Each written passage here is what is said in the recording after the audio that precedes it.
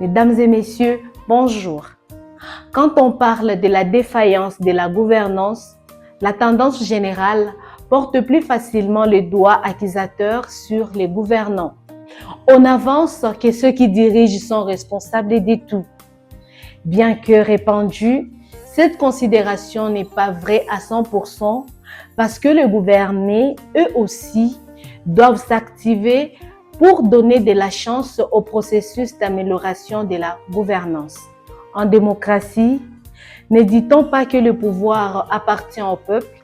En fait, ce sont les citoyens qui délèguent leur pouvoir à différents représentants par les élections. Ce sont eux qui doivent sanctionner les dirigeants défaillants en refusant de voter pour eux la deuxième fois.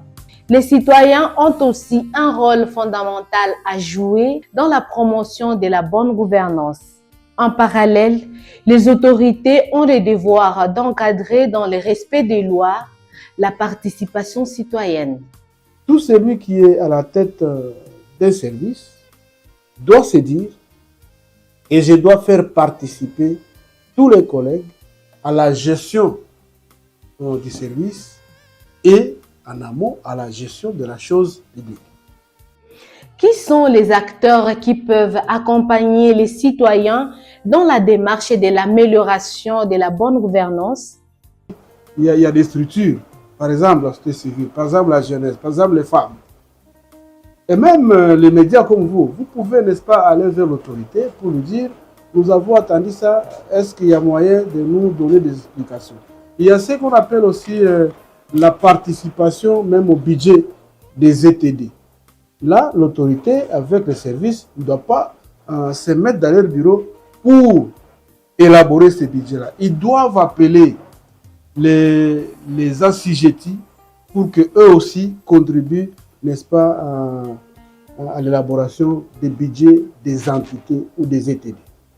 Quels peuvent être les obstacles auxquels les citoyens font face pour jouer pleinement leur rôle dans la bonne gouvernance? Les obstacles, je crois, c'est lorsqu'on est en présence d'une autorité qui est sceptique, qui ne veut pas recevoir sa population. C'est l'un des obstacles. Mais aussi, un autre obstacle, c'est que les gouvernés peuvent être ignorants. Ils ignorent ce qui peut se passer, ce qu'eux peuvent faire.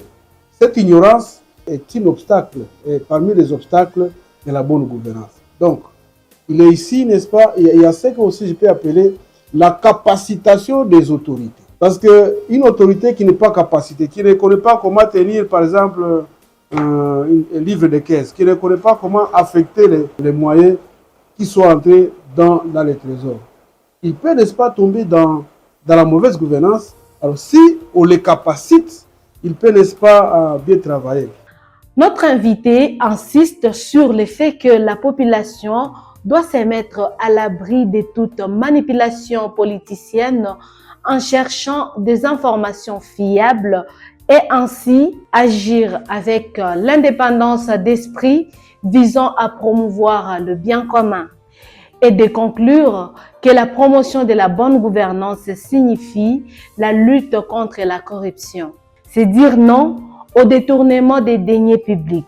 Les citoyens sont de ces faits appelés à exiger des comptes à leurs représentants pour que toute la machine étatique marche vers une bonne gestion de la chose publique.